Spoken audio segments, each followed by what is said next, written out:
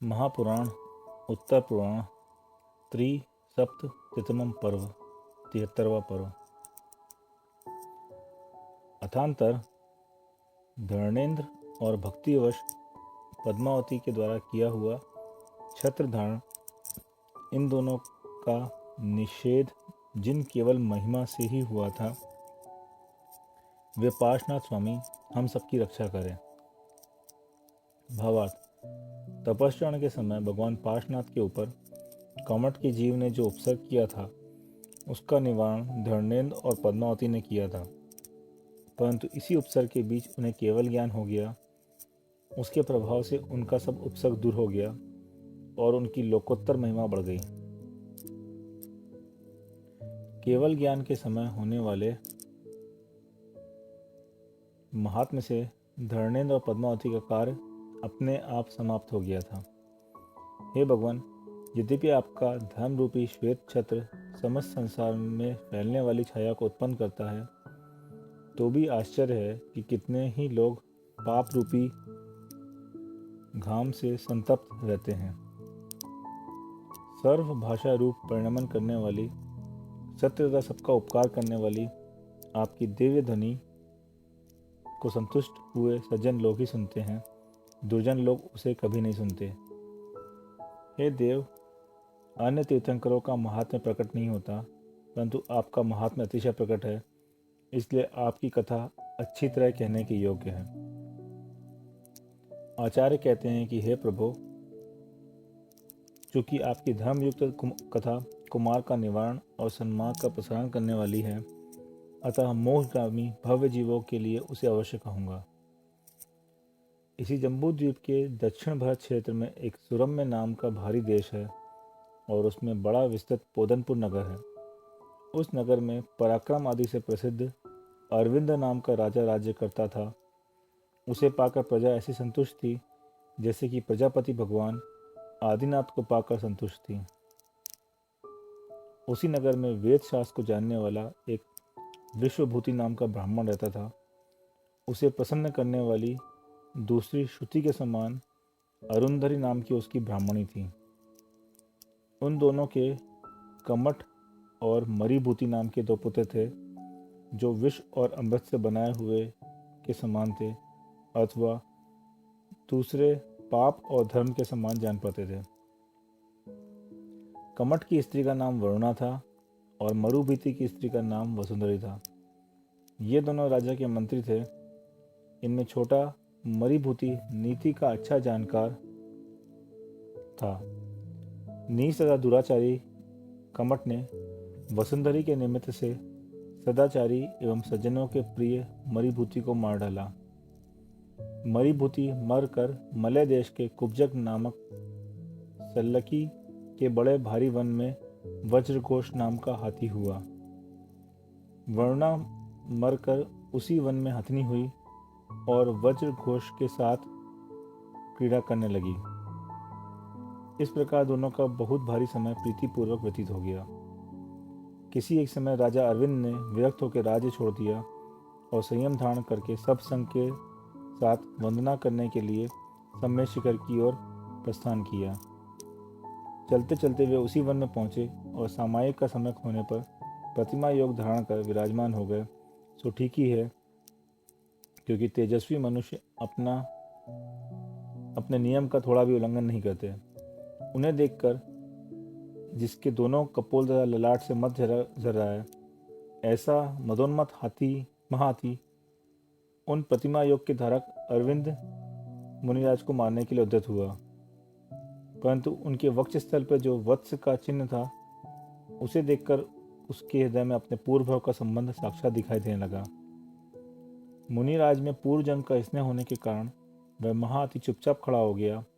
सो ठीक ही है, क्योंकि तिर्यंच भी तो बंधुजनों के में मैत्री भाव का पालन करते हैं। उस हाथी ने उन मुनिराज से हेतुपूर्वक धर्म का स्वरूप अच्छी तरह जानकर प्रोषदोपवास आदि श्रावक के व्रत ग्रहण किए।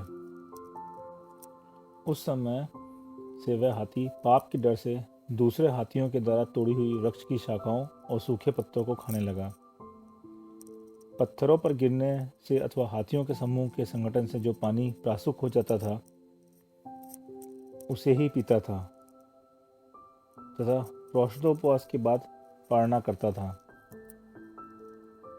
इस प्रकार चिरकाल तक तपस्या करता हुआ वह महाबलवान हाथी अत्यंत दुर्बल हो गया।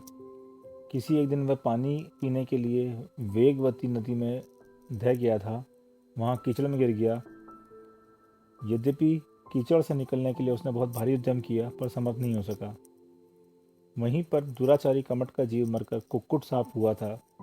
वहाँ उसने पूर्व पर्याय के बैर के कारण उस हाथी को काट खाया, जिससे मरकर वह सहस्त्रार्थ स्वर्ग में 16 सागर की आयु वाला देव हुआ। यथा योग्य रीति से वहाँ के भोग भोग कर वह आयु के अंत में वहाँ से च्युत हुआ और इसी जम्बूद्वीप के पूर्व विदय क्षेत्र में जो पुष्कलावती देश है उसके विजयात पर्वत पर विद्यमान त्रिलोकोत्तम नामक नगर में वहाँ के राजा विद्युत गति और रानी विद्युतमाला के रश्मि विवेक नाम का पुत्र हुआ।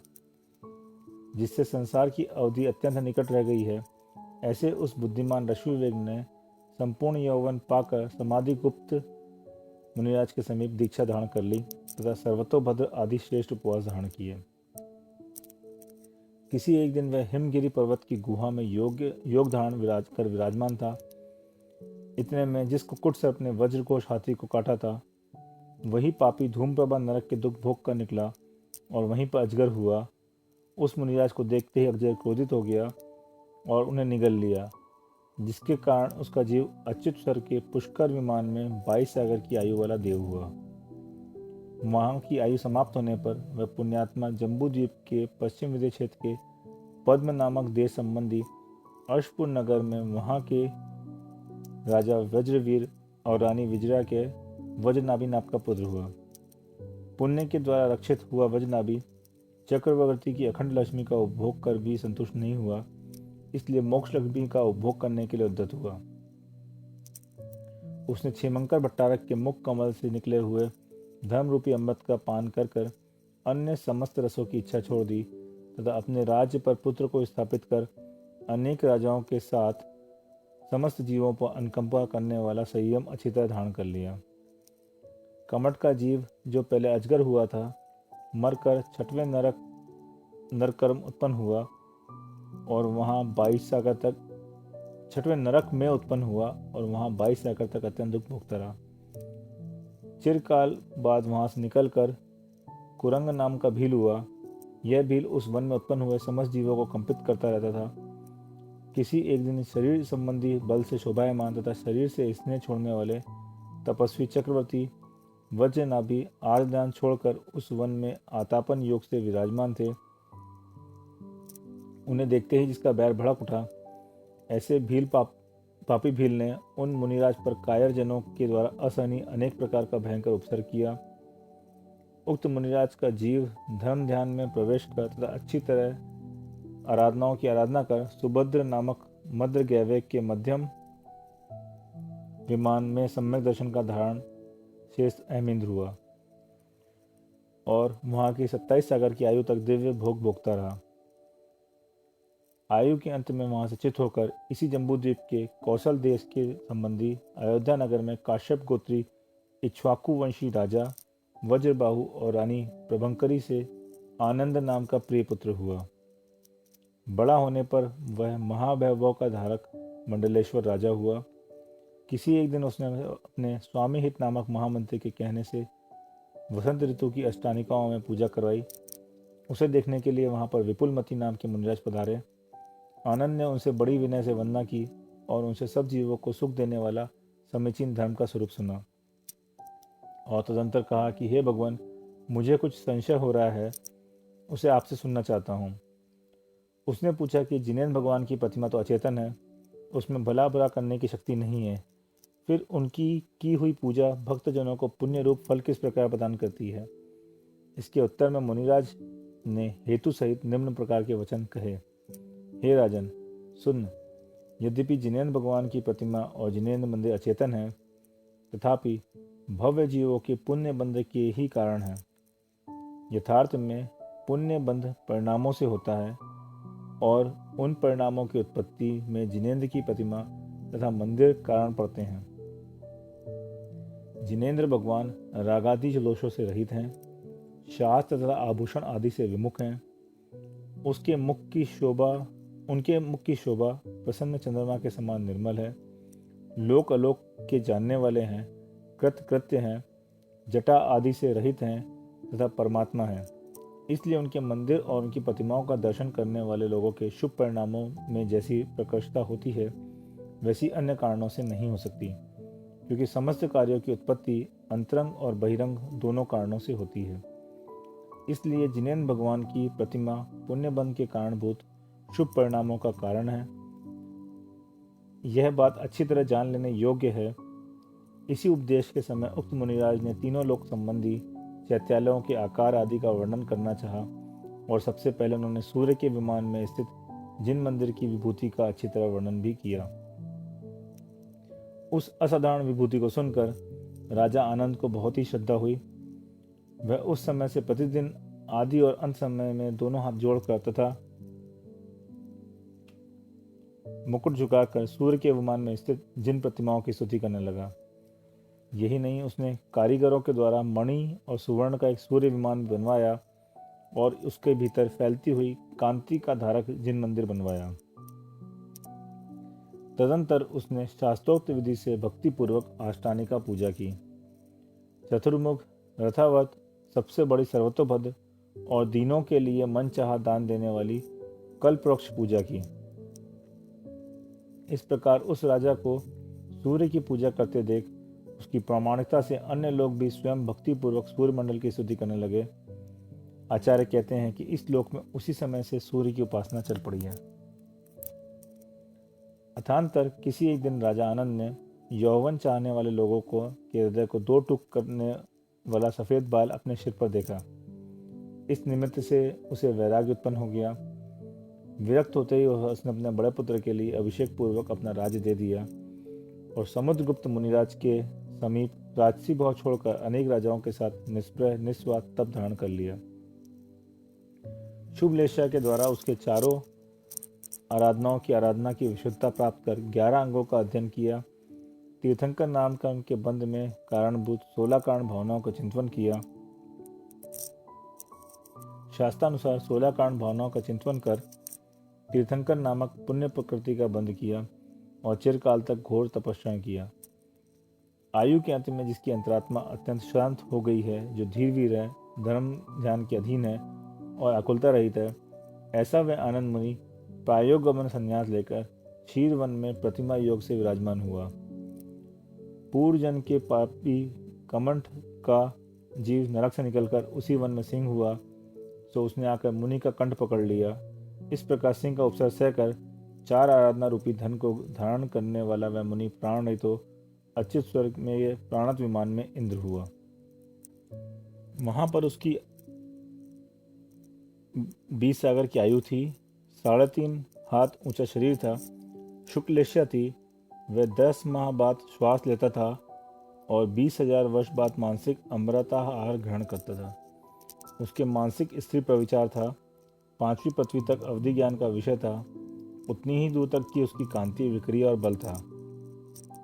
सब रिद्धियों के धारक सामानिक आदि देव उसकी पूजा करते थे और वह इच्छानुसार काम प्रदान करने वाली अनेक देवियों के द्वारा उत्पादित सुख की खान था। इस प्रकार समस्त विषय भोग प्राप्त कर वह निरंतर उनका अनुभव करता रहता था और उन्हीं में संतप्त रहकर लीलापूर्वक बहुत लंबे समय को एक कला की तरह व्यतीत करता था। जिस समय उसकी आयु के अंतिम 6 माह रह गए थे, वह इस पृथ्वी पर आने के लिए सन्मुख हुआ। उस समय इस जम्बू द्वीप के भरत क्षेत्र संबंधी काशी देश में बनारस नाम का एक नगर था। उसमें काश्यप गोत्री राजा विश्वसेन राज्य करते थे। उनकी रानी का नाम ब्राह्मी था। देवों ने रत्नों की धारा बरसाकर उसकी पूजा की थी। रानी ब्राह्मी ने वैशाख कृष्ण द्वितीया के दिन प्रातःकाल के समय विशाखा नक्षत्र में 16 शुभ स्वप्न देखे और उसके बाद अपने मुख कमल में प्रवेश करता हुआ एक हाथी देखा। प्रातःकाल के समय बजने वाले नगाड़ों के शब्दों से उसकी आँख खुल गई और मंगलाभिषेक से संतुष्ट होकर तथा वस्त्राभरण पहनकर वह राजा के समीप इस प्रकार पहुंची, मानो चांदनी रात चंद्रमा के समीप पहुंच गई हो। आदरपूर्वक वह महाराज के आधे सिंहासन पर बैठी और अपने द्वारा देखे हुए सब स्वप्न यथाक्रम से कहने लगी। महाराज विश्वसेन अवधिज्ञानी थे ही, अतः स्वप्न सुनकर इस प्रकार उसका फल कहने लगे।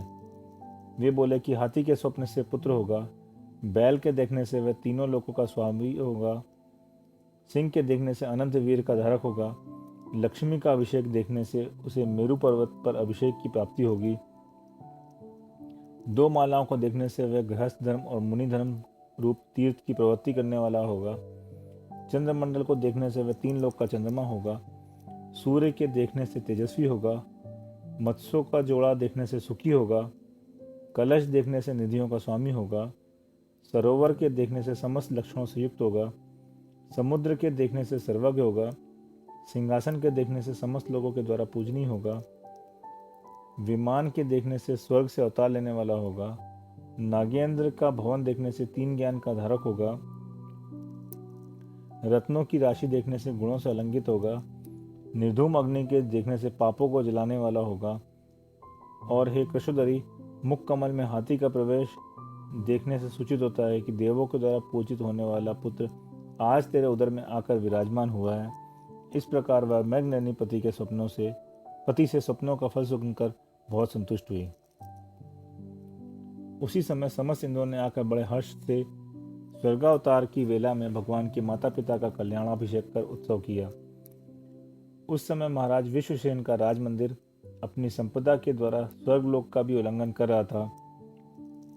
सो ठीक ही है, क्योंकि पुण्यात्मा जीवों का समागम कौन सा कल्याण नहीं करता है, अर्थात सभी कल्याण करता है। 9 माह पूर्ण होने पर पौष कृष्ण एकादशी के दिन अनिल योग में वह पुत्र उत्पन्न हुआ।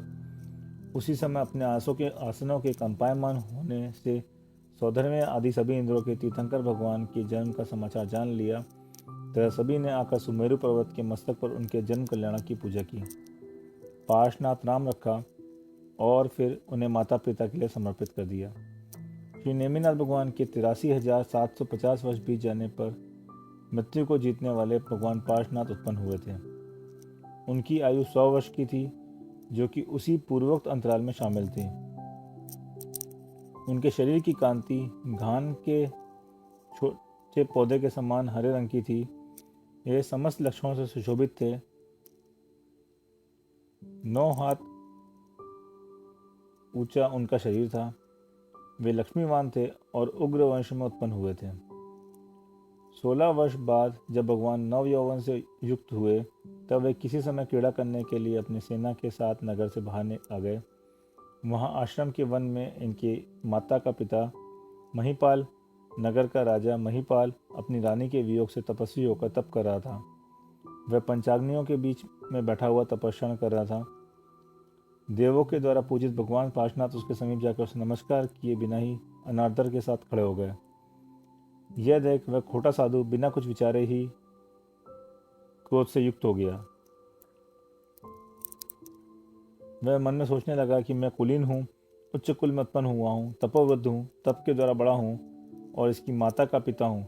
फिर भी यह अज्ञानी कुमार अहंकार से विहल हुआ मुझे नमस्कार किए बिना ही खड़ा है। ऐसा विचार कर वह ज्ञानी बहुत ही क्षोभ को प्राप्त हुआ और बुझती हुई अग्नि में डालने के लिए वहां पर पड़ी लकड़ियों को काटने की इच्छा से उसने लकड़ी काटने के लिए अपना मजबूत फरसा ऊपर उठाया ही था कि अवधि ज्ञानी भगवान पार्श्वनाथ ने इसे मत काटो, इसमें जीव है, ये कहते हुए मना किया।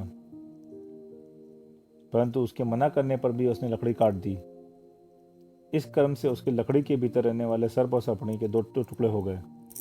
यह देखकर शुभोम कुमार कहने लगे कि तू मैं गुरु हूँ, तपस्वी हूँ, यह समझकर यद्यपि भारी अहंकार कर रहा है, परंतु यह नहीं जानता कि इस कुतप से पापाश्रव होता है या नहीं। इस अज्ञान तप से तुझे इस लोक में दुख हो रहा है और परलोक में भी दुख प्राप्त होगा।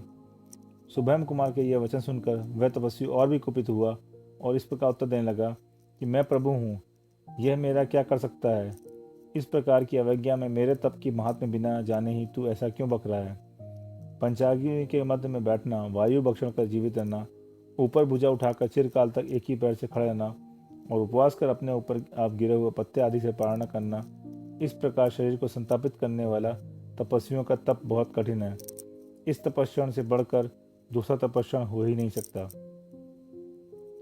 उस तपस्वी के ऐसे वचन सुनकर सुभोन कुमार हंस कर कहने लगा कि मैं ना तो आपको गुरु मानता हूँ और ना आपका तिरस्कार ही करता हूँ, किंतु जो आप तथा आगम आदि को छोड़कर मिथ्यात्व एवं क्रोधादि 4 कषायों से वशीभूत हों, पृथ्वी कायिक आदि 6 कायों के जीवों की हिंसा से मन वचन काय और कृत कारित अनुमोदना से प्रवृत्ति करते हैं और इस तरह अनाप के कहे हुए मत का आश्रय लेकर निर्वाण की प्रार्थना करते हैं, मोक्ष प्राप्त करना चाहते हैं, सो उनकी यह इच्छा चावल के पानी की इच्छा से धान के छिलके कूटने के प्रयास के समान है, अथवा जल मत कर घी प्राप्त करने की इच्छा के समान है, अथवा अंध पाषाण के समूह को जलाकर सुवर्ण करने की इच्छा के समान है, अथवा जिस प्रकार कोई अंधा मनुष्य दावानल के डर से भागकर अग्नि में जा पड़े उसके समान है। ज्ञानहीन मनुष्य का काय क्लेश भावी दुख का कारण है। यह बात मैं आप पर बहुत भारी स्नेह होने के कारण कह रहा हूँ। इस प्रकार सुभोम कुमार के कहे वचन विपरीत बुद्धि वाले उस तापस ने समझ तो लिए, परंतु पूर्व बैर का संस्कार होने से अथवा अपने पक्ष का अनुराग होने से अथवा दुख में संसार में से आने का कारण अथवा स्वभाव से ही अत्यंत दुष्ट होने के कारण उसने स्वीकार नहीं किए। प्रत्युत यह सुभोम कुमार अहंकारी होकर मेरा इस तरह तिरस्कार कर रहा है, यह सोचकर वह भगवान पार्श्वनाथ पर अधिक क्रोध करने लगा। इसी शल्य से मरकर शंबर नाम का ज्योतिषी देव हुआ। सो ठीक ही है, क्योंकि क्रोधी मनुष्यों के तप से ऐसी ही गति होती है। इधर सर्प और सर्पणी कुमार के उपदेश से शांति भाव को प्राप्त हुए और मरकर बहुत भारी लक्ष्मी को धारण करने वाले धरणेन्द्र और पद्मावती हुए। तदनंतर भगवान पार्श्वनाथ का जब 30 वर्ष प्रमाण कुमार काल बीत गया, तब एक दिन अयोध्या के राजा जयसेन ने भगली देश में उत्पन्न हुए घोड़े आदि की भेंट के साथ अपना दूत भगवान पार्श्वनाथ के समीप भेजा। भगवान पार्श्वनाथ ने भेंट लेकर उस शेष दूत का हर्षपूर्वक बड़ा सम्मान किया और उससे अयोध्या की विभूति पूछी। उसके उत्तर में दूत ने सबसे पहले भगवान ऋषभदेव का वर्णन किया और उसके बाद अयोध्या नगर का हाल कहा। सो ठीक ही है, क्योंकि बुद्धिमान लोग अनुक्रम को जानते ही हैं। दूत के वचन सुनकर भगवान विचारने लगे कि मुझे तीर्थंकर नाम कर्म का बंध हुआ है, इससे क्या लाभ हुआ। भगवान ऋषभदेव को ही धन्य है कि जिन्होंने मोक्ष प्राप्त कर लिया। ऐसा विचार करते हुए उन्होंने अपने अतीत भवों की परंपरा का साक्षात कर लिया, पिछले सब भव देख लिए। मति ज्ञानावरण कर्म के बढ़ते हुए क्षयोपशम के वैभव से उन्हें आत्मज्ञान प्राप्त हो गया और लैकांतिक देवों ने आकर उन्हें संबोधित किया। उसी समय इंद्र आदि देवों ने आकर प्रसिद्ध दीक्षा कल्याणक का अभिषेक आदि महोत्सव मनाया। तदनंतर भगवान विश्वास करने योग्य युक्ति युक्त वचनों के द्वारा भाई बंधुओं को विदा कर विमला नाम की पालकी पर सवार हो अश्ववन में पहुंचे। वहां अतिशय धीर वीर भगवान तेला का नियम लेकर एक बड़ी शिलातल पर उभराभिमुख होकर पर्यकासन से विराजमान हुए। इस प्रकार पौष कृष्ण एकादशी के दिन प्रातः काल के समय उन्होंने सिद्ध भगवान को नमस्कार कर 300 राजाओं के साथ दीक्षा रूपी लक्ष्मी स्वीकृत कर ली। वह दीक्षा लक्ष्मी क्या थी? मानो कार्य सिद्ध करने वाली मुक्ति रूपी कन्या की माननीय दूती थी। भगवान ने पंचमुष्टियों के द्वारा उखाड़कर जो केश दूर फेंक दिए थे, इंद्र ने उनकी पूजा की तथा बड़े आदर से ले जाकर उन्हें क्षीर समुद्र में डाल दिया। जिन्होंने दीक्षा लेते समय ही सामायिक चरित्र प्राप्त किया है और विशुद्धता कारण प्राप्त हुए चतुर्थ मन्नापय ज्ञान से दीप्यमान है, ऐसे भगवान पारणा के दिन आहार लेने के लिए गुल्मखेट नाम के नगर में गए।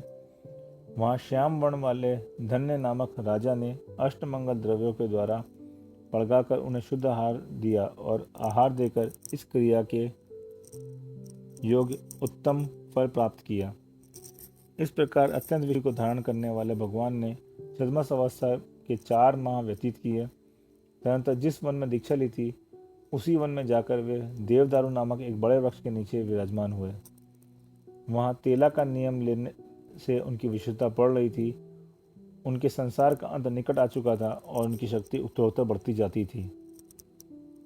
इस प्रकार वे 7 दिन तक का योग लेकर धर्म ध्यान को बढ़ाते हुए विराजमान थे।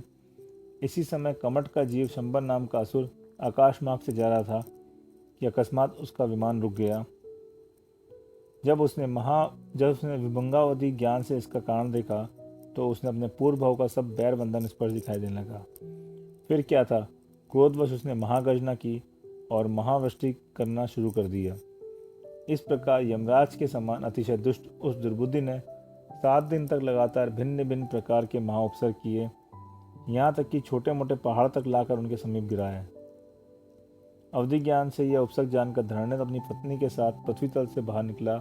उस समय वह धरणेन्द्र, जिस पर रत्न चमक रहे हैं, ऐसे फणा रूपी मंडप से सुशोभित था। धरणेन्द्र भगवान को फणाओं के समूह से आवृत कर खड़ा हो गया और उसकी पत्नी मुनिराज पार्श्वनाथ के ऊपर बहुत बड़ा वज्रमय छंद तान कर स्थित हो गई।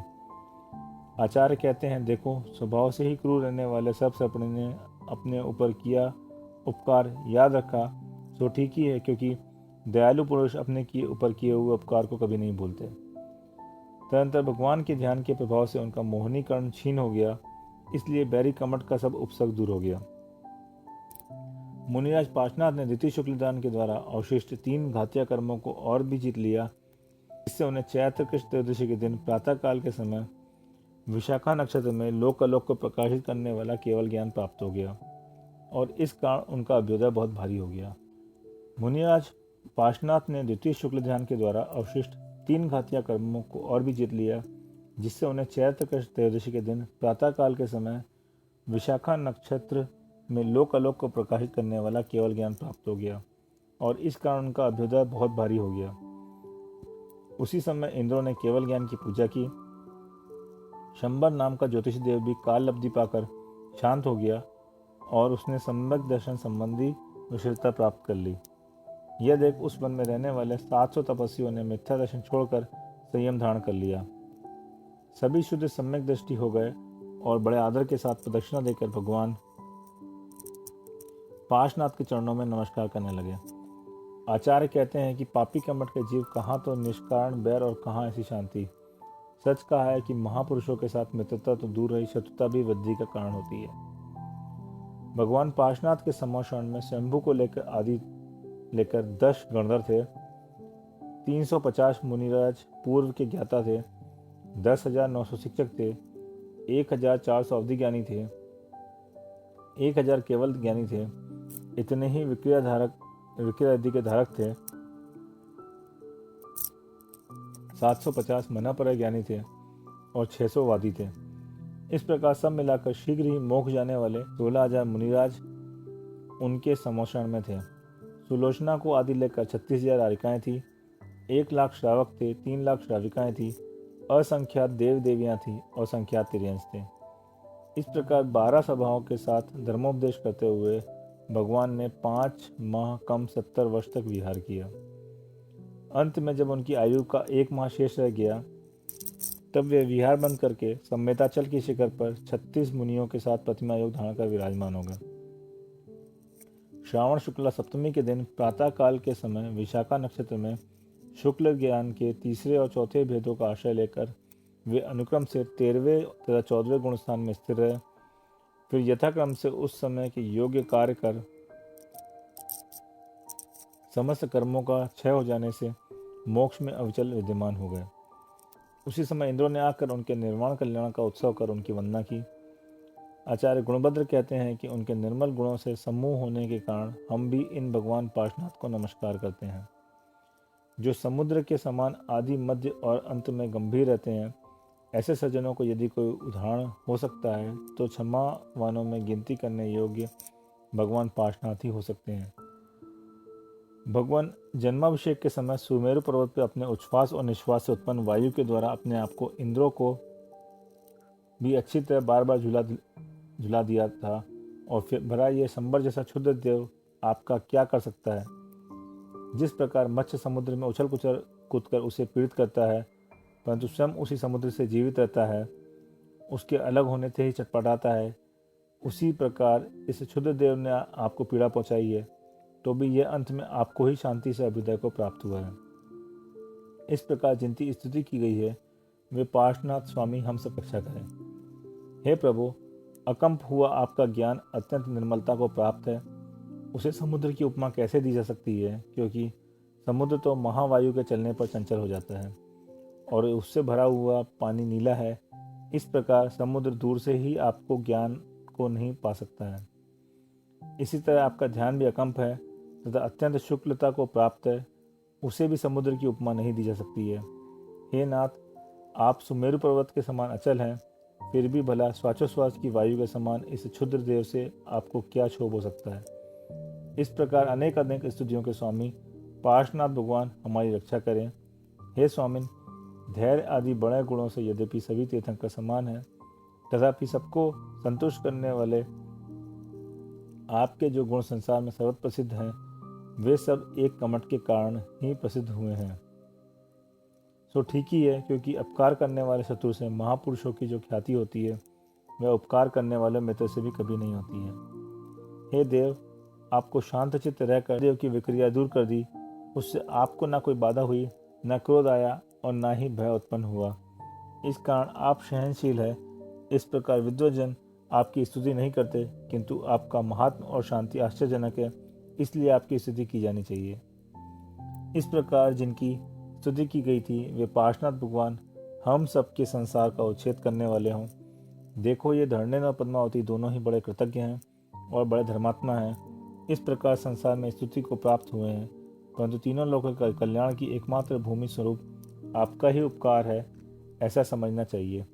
यदि ऐसा न माना जाए और दोनों ही ने ही पर्वतों को पटकना आदि बंद किया है, ऐसा माना जाए, तो फिर यह भी खोजना पड़ेगा कि पहले उपद्रव किसके कारण नष्ट हुए थे।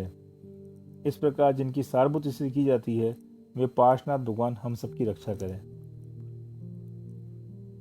हे विभो, पर्वत का फटना, धरणेन का फना